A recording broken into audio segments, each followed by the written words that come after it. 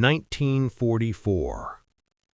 Deep in the jungles of Burma, the Japanese army had closed every door. There was no escape. In front of them stood a sheer 90-meter cliff face. Behind them, thousands of Japanese soldiers. Caught in the middle was a refugee convoy of 64 women and children, 53 elephants, and a handful of British officers. Everyone knew climbing this cliff was impossible. These rocks were nearly fatal even for humans. Getting elephants weighing several tons up there? That was pure madness. If you love stories like this, you can subscribe to this channel right now because there are many stories like this here, and a new one comes every day. But the man leading the convoy calmly gazed at the rocks. There was no fear in his eyes, no panic. Because he knew elephants. He could communicate with them, and most importantly, he trusted them. This man was one of history's most extraordinary and forgotten war heroes, James Howard Williams, or as everyone knew him, Elephant Bill. This is the story of a man who fought not with guns, but with elephants. The epic tale of colossal creatures who built bridges, carried armies, and rescued hundreds of innocents from the jaws of death. And the legendary British officer who led them. If you're ready to hear one of the craziest, most emotional, and least known stories of World War II, sit back, because this is an adventure that even Hollywood couldn't imagine. And if you watch this video to the end, you'll learn how that legendary elephant staircase climb happened, one that even puts Hannibal's crossing of the Alps to shame. If you've already subscribed, let's begin. James Howard Williams was born on November 15, 1897, in Cornwall in the southwest of England. His family called him Jim, while his friends called him Billy.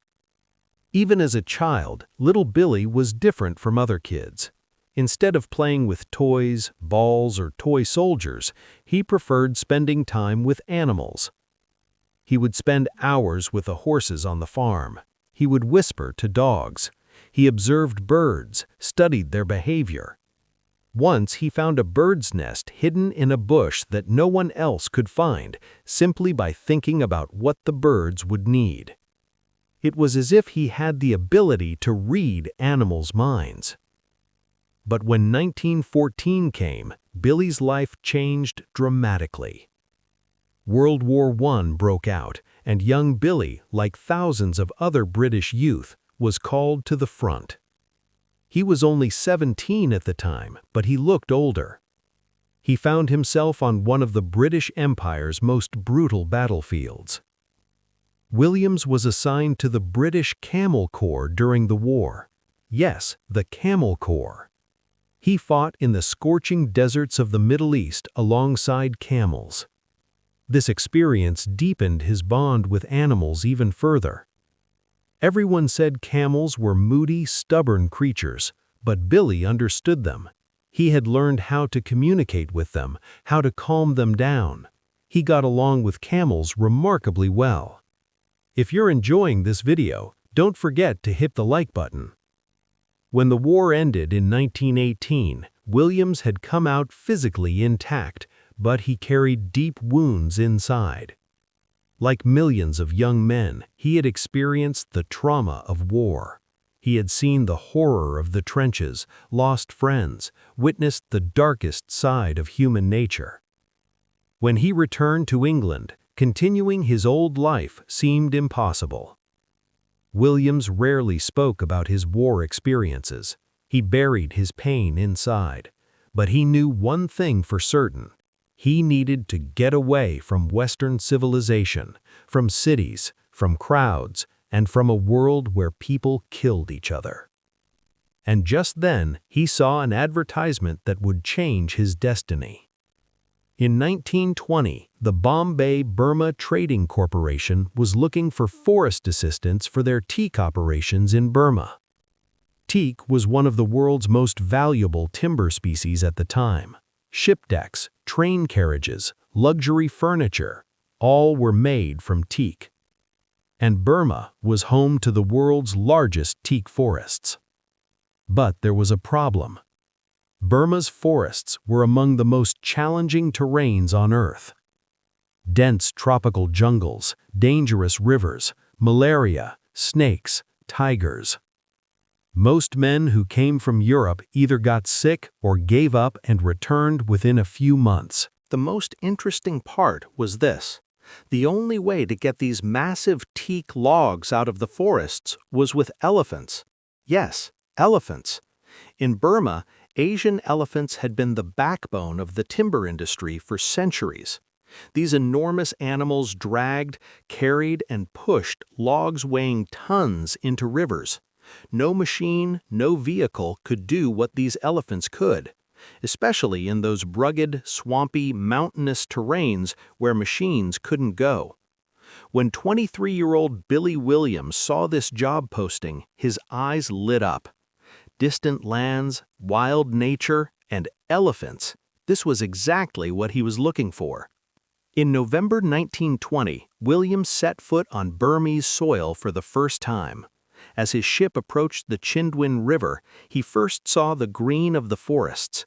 Then he caught that wonderful scent of wet earth. And finally, he heard a sound from afar.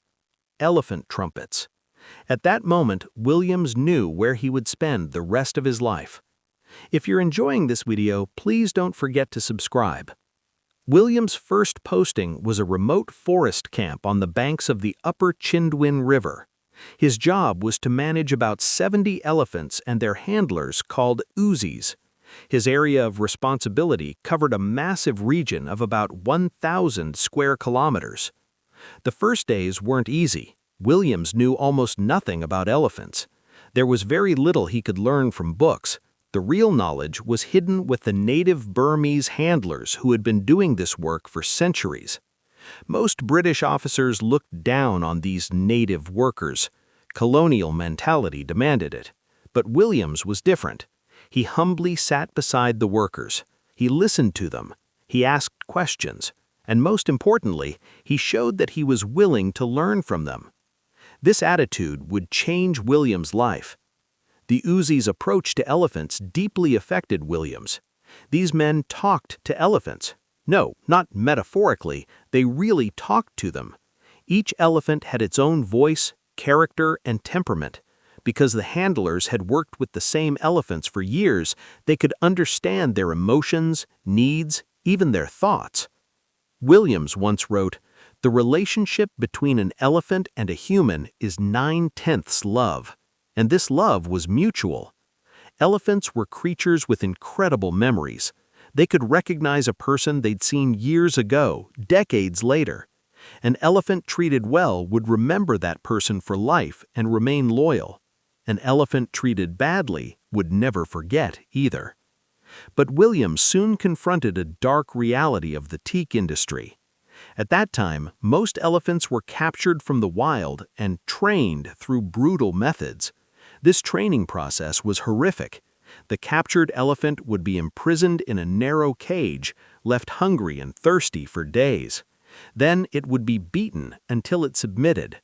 This process was called heda, and its purpose was to break the elephant's spirit, a terrible practice, unfortunately. These broken-spirited elephants would obey, yes, but they also became traumatized, fear-filled animals. Their bodies were covered with scars. The light in their eyes had died. Williams rebelled against this system. He believed animals should be trained with love, not fear. From his experiences in the Camel Corps, he knew this was possible. And at this very moment, Williams had the most important encounter of his life. One day, during a routine camp visit, Williams saw an elephant unlike the others. This elephant bore no scars. Instead of fear, there was intelligence and curiosity in its eyes. Its posture was proud. Its lavender-colored skin was dotted with pink freckles. its tusks curved gracefully like the arms of a Burmese dancer. This elephant's name was Bandoola, named after the legendary Burmese general Maha Bandoola, who had fought against the British in the 1820s. But what made Bandoola special wasn't just his appearance. His handler was an elderly Burmese man named Po Tok, and Po Tok had used a very different training method from other handlers. What was it? Po Tok had raised Bandoola from the moment he was born. He hadn't beaten him, starved him, or frightened him. Instead, he had trained him with love, patience, and understanding. While Bandoola's mother worked, the young elephant learned by watching her. Po Tok taught him commands not through force, but through imitation and reward. The result was clear. Bandoola was the most intelligent, loyal, and talented of all the elephants. Other elephants obeyed. Bandoola understood. Williams never forgot the moment he first met Bandoola. When he placed his hand on the elephant's skin, it was as if an electric current passed between them. Bandoola looked back at him, and at that moment a lifelong bond was formed between them. In an interesting coincidence, Williams and Bandoola were born in the same year, 1897. They were like twin brothers, one human, one elephant, but both were warriors. If you're enjoying this story and want to learn about Bandoola and Williams' incredible adventures in World War II, keep watching and subscribe because the real story is just beginning. Williams was deeply impressed by Po Tok's methods, and he made a decision. He would spread this humane training system to all the camps. Together with the Aussies, Williams established an elephant school. At this school, young elephants were trained not with the traditional cruel methods, but with the compassionate methods Po Tok had developed. Young elephants stayed with their mothers, learned through play, and were motivated with rewards. Williams also established an elephant hospital, because at that time, sick or injured elephants were usually left to their fate. Williams studied veterinary books, learned from local healers, and over time became one of Burma's most skilled elephant doctors. Once, a female elephant named Ma Kiao, Smooth Lady, had been badly wounded in a tiger attack. Williams cleaned her wounds and applied medicine every day for 3 weeks. Ma Kiao recovered. 2 months later, Williams was at another camp. While drinking tea in front of his tent, he heard a familiar sound. Ma Kiao had traveled kilometers to find him. The elephant came up beside him and tilted her back toward Williams. One of her wounds still ached, and she wanted treatment. At that moment, Williams understood that elephants weren't just intelligent, they were grateful, loving creatures who remembered. Throughout the 1930s, Williams lived a peaceful life in the Burmese forests. In 1932, he married a beautiful Englishwoman named Susan Margaret Rowland. Susan was the niece of Burma's chief forest inspector and one of the rare women who agreed to live in these remote lands. Together, they had a son named Trev and a daughter named Lamorna. Williams now knew over 1,000 elephants by name. He knew each one's character, habits, and history. Burma was his home. The elephants were his family. But storm clouds were gathering over Europe.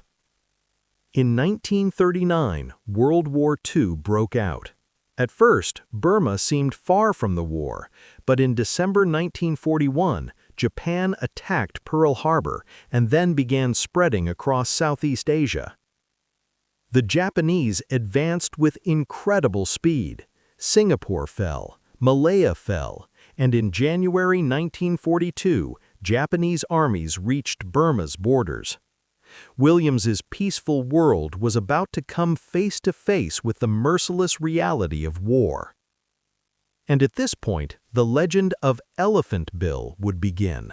What is this elephant legend?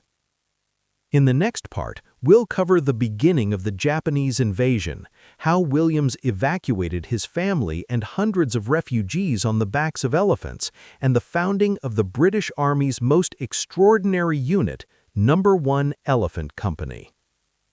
Williams would smuggle elephants right under the Japanese noses, build bridges behind enemy lines, and finally climb that seemingly impossible 90-meter cliff. But that's all for now. If this story interested you, don't forget to subscribe to our channel so you don't miss the next part. Turn on notifications so you know when the new video is released. If you've already subscribed, let's move on to part 2 now. Welcome back to part 2, dear viewers. Let's continue. January 1942. The news coming from southern Burma was getting worse every day. The Imperial Japanese Army was advancing at lightning speed. The fall of Singapore had gone down in history as one of the greatest military defeats of the British Empire. Over 80,000 British and Allied soldiers had been taken prisoner. And now the Japanese were entering Burma at full speed. Williams's heart sank as he read the telegrams coming from the forest camps. Japanese planes were bombing Rangoon. The ports had been closed. Escape to the south was now impossible. The Bombay-Burma Trading Corporation made an urgent decision. All British women and children would be evacuated immediately. But there was a problem. The south of Burma was in Japanese hands. The only escape route was north, crossing the mountains to reach India. This journey was dangerous even under normal circumstances. Dense forests, steep mountain passes, dangerous rivers, malaria and cholera outbreaks. There were no vehicle roads. There was no railway, only narrow trails and merciless nature. But Williams had an advantage: his elephants. In February 1942, Williams began the most difficult task of his life. He would evacuate all the company's British families, women and children, to India. His own family was in this convoy too, his pregnant wife Susan and their young son Trev. Williams organized a convoy of 56 elephants and over 100 people. The elephants were loaded with food, water, tents, blankets, and live chickens. They would feed themselves along the journey. The convoy moved north along the Chindwin River. Then they turned west and entered the Kabaw Valley. And right there, hell began.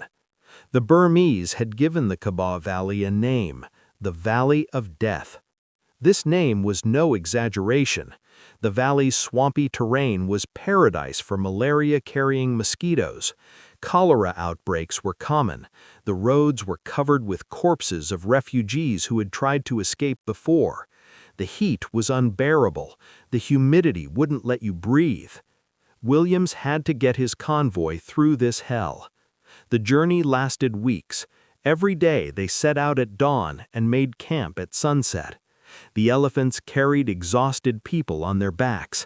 The sick were placed in baskets on the elephants' backs. Williams's wife Susan would later describe this journey. In a world without elephants, we wouldn't have survived that journey. They weren't just carrying loads, they were keeping us alive. The convoy finally reached the Indian border.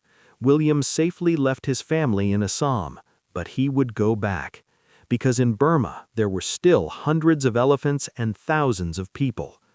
If you're enjoying this story, please don't forget to subscribe to the channel and hit the like button. Thank you. After leaving his family safe, Williams immediately returned to Burma. His goal was to rescue the elephants and handlers left behind. But the situation was rapidly deteriorating. The Japanese now controlled most of Burma. The forest camps where Williams had worked for years had fallen into enemy hands. Most of the elephants had been captured by the Japanese and forced to work. When Williams returned to India, his heart was shattered. The elephants he had devoted years to were now in enemy hands. He didn't know what had happened to them, how they were being treated. But Williams was not a man who gave up. He presented himself to the British Army. He knew Burma, its forests, rivers, and trails like the back of his hand. He spoke Burmese, and most importantly, he knew elephants. The British Army initially didn't take Williams's offer seriously. Elephants? What use could elephants have in modern warfare? Who would bother with elephants when there are tanks, planes, and machine guns?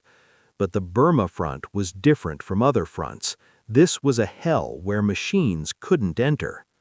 Burma was one of the most challenging fronts of World War II, and to understand this, you had to grasp the geography.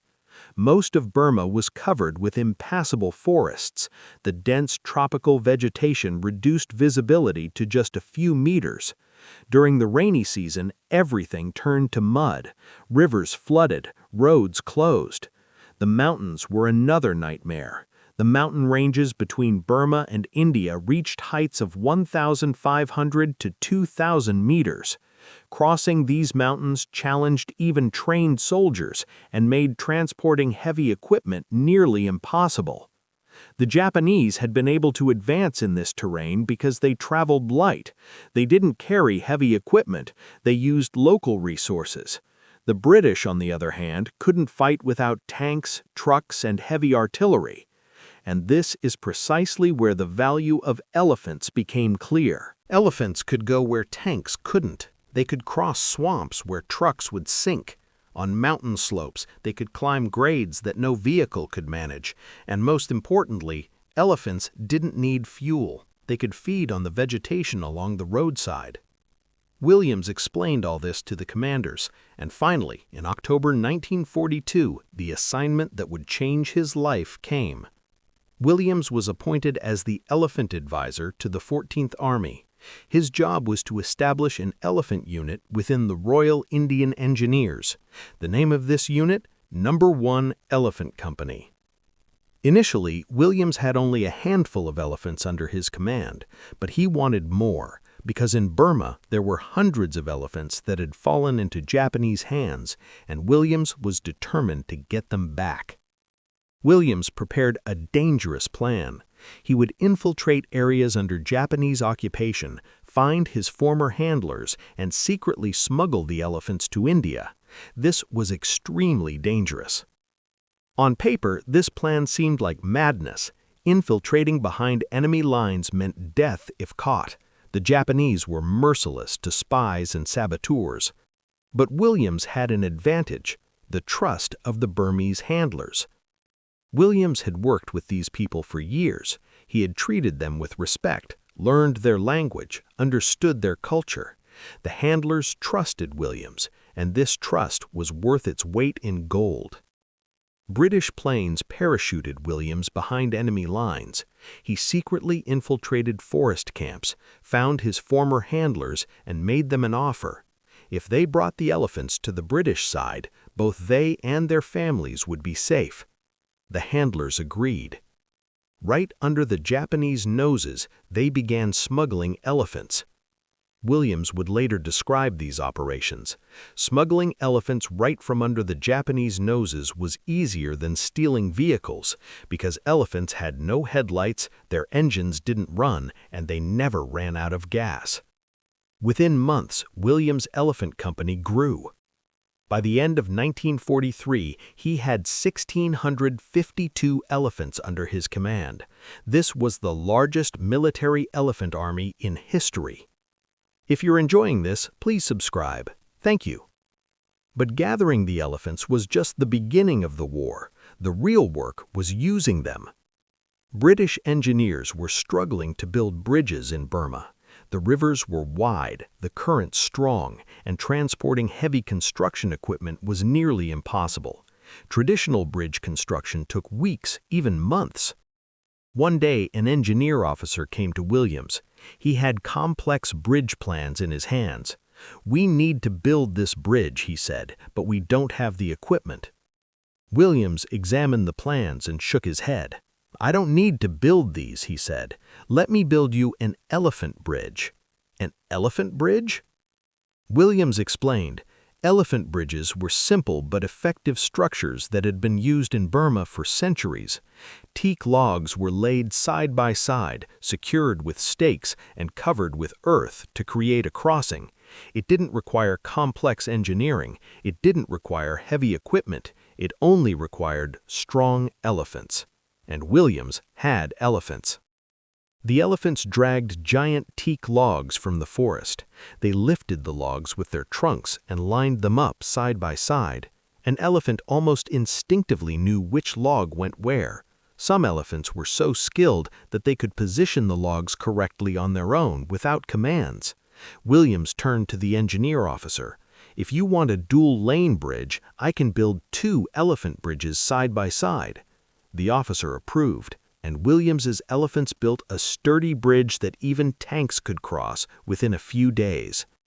Word spread. Soon every commander wanted an elephant bridge. Throughout the war, Williams's Elephant Company built hundreds of bridges. Thanks to these bridges, British tanks, artillery, and convoys advanced at speeds the Japanese didn't expect. It was an engineering marvel, but the heroes weren't the engineers. The heroes were the elephants. General William Slim, commander of the 14th Army, was one of the war's most respected generals. His soldiers called him Uncle Bill because he fought alongside them at the front, not from behind a desk. Slim had been amazed when he saw Williams's elephants, and in the foreword he wrote for Williams's book, Elephant Bill, he summarized the elephants' contribution. "They built hundreds of bridges for us. They helped us to build more grueling boats and launch more ships than Helen ever did for Greece. Without them, our retreat from Burma would have been even more grueling, our advance to its liberation slower and more grueling." These words were the highest praise from a general. Slim understood how the elephants had changed the war. The most exciting part of the story is approaching. If what you've watched so far has impressed you, what you are about to hear will blow you away. Because now we come to those terrifying days of 1944, the 90-meter cliff climb and Bandoola's heroism. Among all of William's elephants, Bandoola held a special place. He wasn't just an elephant, he was a leader. Bandoola held the title of #1 war elephant. The most difficult tasks were given to him. He stepped forward on the most dangerous crossings. The other elephants followed him. The bond between Williams and Bandoola had grown even stronger during the war. In stressful moments, Williams would go to Bandoola's side, place his hand on his skin, and calm down. Bandoola knew Williams too. He knew his voice, his scent, his footsteps. Once, during a Japanese bombardment, the elephants had panicked. The bomb blasts were driving the animals mad. But Bandoola had stayed calm, and when the other elephants saw his calmness, they gradually settled down. Williams would write, "Without Bandoola, the entire herd might have scattered that day." In early 1944, the Japanese launched a major offensive. Their goal was to invade India. Japanese forces advancing from northwestern Burma were pressing the British lines. The British Army had planned a major counterattack, but first, the civilians behind the front lines had to be evacuated. In the area were the families of Gurkha soldiers, women and children. The Japanese advance threatened them. Williams received his orders: take the elephants, evacuate the civilians, and reach the Indian border. But this time, the situation was different from 1942. The Japanese were everywhere. The known routes were cut off, and ahead of Williams stretched a route he had never traveled before. In March 1944, Williams formed his convoy. The group was incredibly large: 64 women and children, most sick or weak, 53 elephants, 40 armed Karen soldiers, 90 Uzis and helpers, and 9 British officers. Most of these people hadn't eaten properly for days. The children were sick, the women were exhausted, but in all their eyes was one hope: Williams and his elephants would save them. The convoy began advancing along trails not even marked on maps, avoiding areas under Japanese control. As the days passed, the journey grew harder. Food was running low, medicine was running out. Japanese patrols could appear and ambush them at any moment. Williams kept a journal. One day he wrote, "The children won't stop crying. The mothers try to calm them, but they're on the verge of tears themselves. Our only hope is beyond the mountains ahead." But what lay beyond those mountains, Williams didn't yet know. What awaited them on the other side? After days of walking, the convoy finally reached the mountain range. The Indian border was near. Everyone was ready to breathe a sigh of relief. And then they saw the view before them. A massive cliff, a sheer rock wall. They were looking at an almost vertical slope about 90 meters high. Williams looked at his maps. This cliff wasn't on the maps, or maybe it was, but no one had thought of crossing here, so it wasn't marked. Going back was impossible. The Japanese were behind them.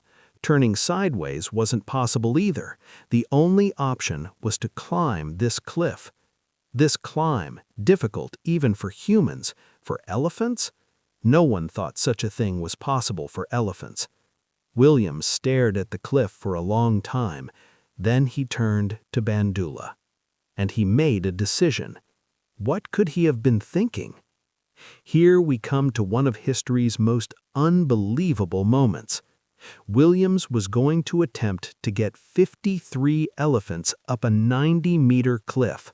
A single mistake, one elephant falling, could destroy the entire convoy behind it. This elephant staircase operation would be compared to Hannibal's crossing of the Alps, and the hero of this operation would be Bandoola. In the third and final part, I'll tell you all the details of this breathtaking climb. You'll learn about Bandoola's leadership, Williams' terror and hope, and this story's tragic but powerful ending. And I warn you, the ending of this story might bring tears to your eyes. If you're curious about the final part, subscribe right now. We're moving on to the final part now. Welcome back to the final part, everyone. We continue our story without stopping. 90 meters, the height of roughly a 30-story building, a sheer, merciless, impassable rock wall. Williams stood before this cliff, about to make the most difficult decision of his life. Behind him were 64 women and children, 53 elephants, over 130 people. They were all looking at him. They all expected a miracle from him. There was no turning back. The Japanese were behind them and getting closer with every passing hour. It was impossible to turn sideways. The only way was up. Williams had been working with elephants for 25 years. He knew what they could do. But this was something no elephant had ever done before, perhaps something no elephant could do. If one elephant fell, it would drag the entire convoy behind it down. Dozens of people, dozens of elephants, all could die on these rocks. Williams looked at Bandoola. The giant elephant stood calmly, as if he understood the situation. There was no fear in his eyes, no hesitation. He was just looking at Williams, as if saying, "Tell me what I need to do and I'll do it." Williams took a deep breath. "We're going to build a staircase," he said, "an elephant staircase." Williams' plan was simple but insane. They would carve steps into the rocks, steps wide enough for an elephant's foot, strong enough to bear an elephant's weight. They immediately began working. Karen soldiers and Uzis attacked the rocks with their knives, axes, and pickaxe-like tools. They carved out the soft sandstone, widened the ledges, and transformed narrow rock outcrops into steps. For 2 days they worked without stopping. When night fell, torches were lit, and work continued. The women and children waited quietly off to the side. Japanese patrols could appear at any moment. Time was running out fast. Williams checked each step one by one. An elephant weighed around 4 to 5 tons. If one step collapsed, disaster was inevitable. By the end of the second day, a primitive but functional staircase was ready. The steps were narrow, the slope was steep, but theoretically, an elephant could climb it. Theoretically. Now it was time for practice. Everything was ready. Williams gathered the entire convoy. The elephants had to climb first. If one elephant succeeded, the others could follow. But the first elephant had to be the bravest, strongest, and most intelligent. Everyone knew who would go. Bandoola. Po-to-ke came to the side of his companion he had been with for years. The old handler whispered something in the elephant's ear. Bandoola raised his trunk and touched Po-to-ke's shoulder, as if saying, "Don't worry, I'll do it." Williams walked to Bandoola's side. He placed his hand on the elephant's skin. He felt that familiar warmth. He had placed this hand on this skin for years, in happy days, in difficult days, in the middle of war. Now, perhaps for the last time. "I trust you," Williams said quietly. "I always have." Bandoola made a deep sound, a low rumbling sound, the sound elephants make to each other and to the humans they trust. And he began to climb. Don't forget to subscribe for this story. Bandoola's first step made everyone hold their breath. The giant elephant placed his front feet on the first step. The step held. Then he pulled up his back feet. His body leaned forward. Elephants normally don't move on surfaces this steep. Their anatomy isn't suited for it. But Bandoola was no ordinary elephant. Second step, third step. Bandoola was advancing with incredible care. He measured every step, tested every ledge, his massive body pressed against the rocks, his front legs reaching upward, his back legs pushing him forward.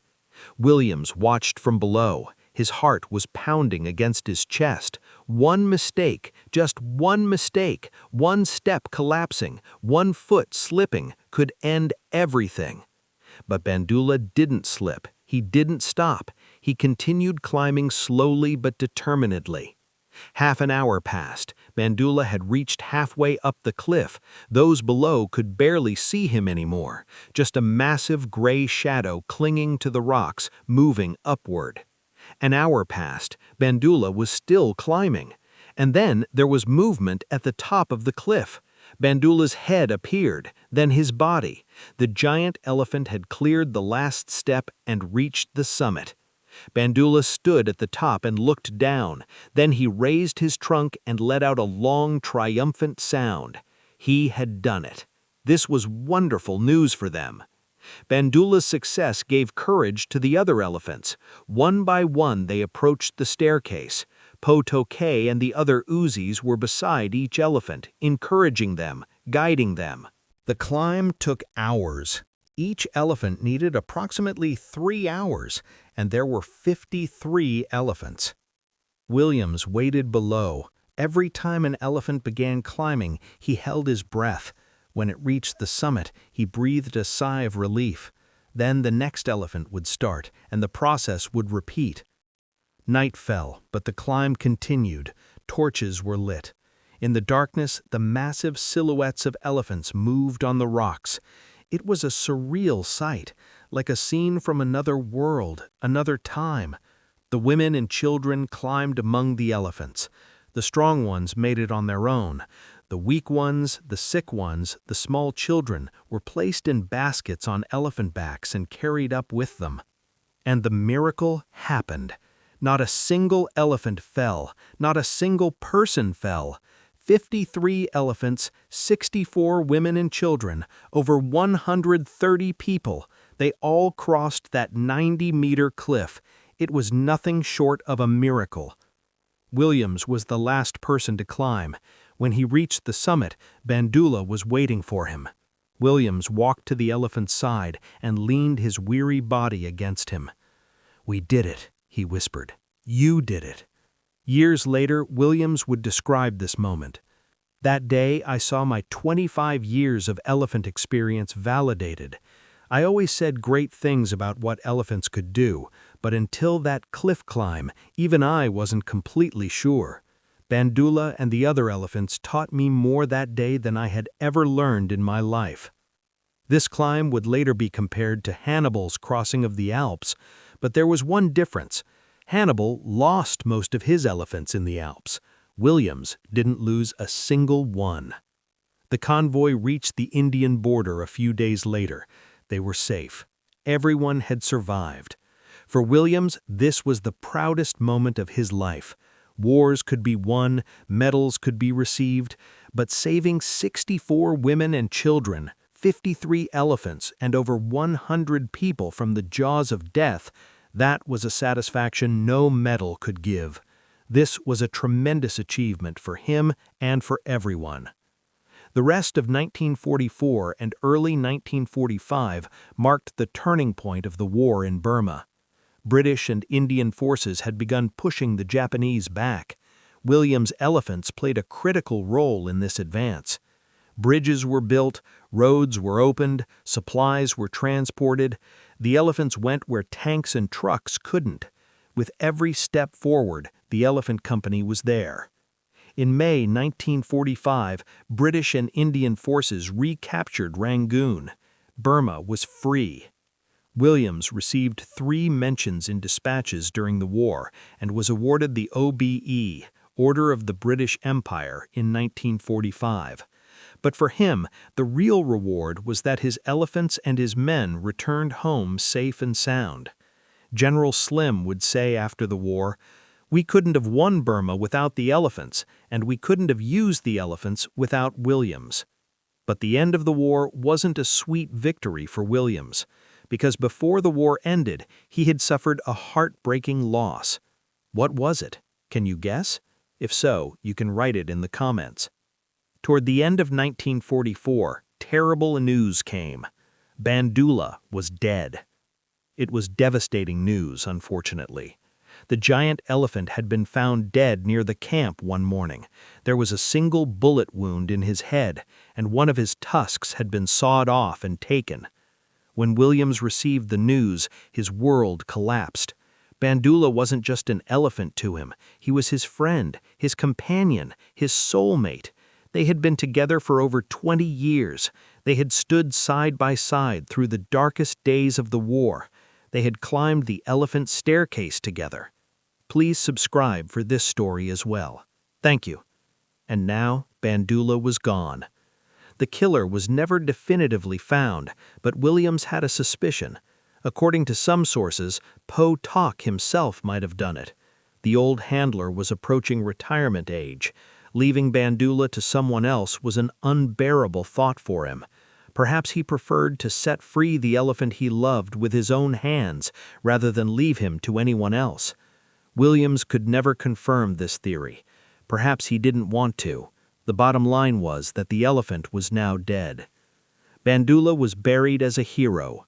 These words were carved in the teak tree above his grave. Bandoola, born 1997, died on active service 1944. Williams stood at his friend's grave for a long time. He didn't say a word, but the tears streaming from his eyes said everything. After the war ended, Williams couldn't continue staying in Burma. The country was changing. The colonial era was coming to an end, and Burma without Bandoola was no longer the same place for Williams. In 1947, Williams returned to England with his family. He settled in a small village in Cornwall, St. Buryan. There, he began living a quiet life as a writer and farmer. In 1950, he published his book, Elephant Bill. The book became a worldwide success. People were enchanted as they read this incredible story. The intelligence of elephants, their loyalty, their heroism, and the unique bond Williams had formed with them. Williams wrote several more books. In his book Bandoola, he told the story of his beloved friend. Every word was filled with longing and love. But Williams could never truly leave Burma and his elephants behind. At night, he would say he heard the sounds of the forest. In his dreams, he walked alongside Bandoola. On July 30th, 1958, James Howard Williams closed his eyes for the last time at the age of 60. He left behind an incredible legacy, hundreds of saved lives, hundreds of bridges built, and the unforgettable story of what elephants and humans can accomplish together. Williams's legacy wasn't limited to war heroism. He revolutionized elephant training. His humane methods are still used today, training elephants with love, not fear. This idea was radical in Williams's time. Now it's standard practice. Williams also changed our understanding of elephants' intelligence and emotional depth. His observations became an inspiration for modern elephant research. Elephants' memory, their capacity for empathy, their social bonds. Williams saw and wrote about these in the 1920s. In 2014, author Vicky Constantine Croak introduced Williams's story to new generations with her book Elephant Company. The book made the New York Times bestseller list. The story of Williams and Bandoola enchanted the world once again. So, what do we learn from this story? Perhaps this: heroism doesn't always come with guns, tanks, and bombs. Sometimes heroism is looking into an elephant's eyes and trusting him. Sometimes heroism is looking at a seemingly impossible cliff and saying, "We'll do it." Sometimes heroism is approaching strangers in a foreign country, both people and animals, with love. Williams was a war hero, but his true heroism wasn't killing, it was saving. Not taking life, but giving it. And Bandoola, that giant, proud, brave elephant, he was a hero too, perhaps the greatest hero. Williams once said, "The relationship between an elephant and a human is 9/10 love." Love, even in the midst of war, hatred, and death. Love. Perhaps that's the most important lesson this story teaches us. What do you think? You can write in the comments. The Burma front was one of the least known but most dramatic fronts of World War II. Williams and his elephants were just one part of this front. On this front, there were other incredible heroes who fought against the Japanese.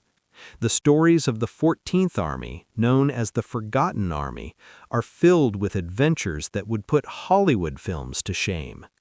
In our next video, we'll tell another incredible story of this Forgotten Army.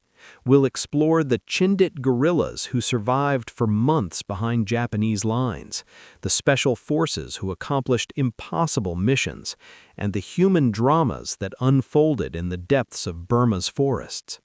If you're curious about this story, don't forget to subscribe to our channel and turn on notifications. That way, you'll know right away when a new video is released. Thank you for watching this video.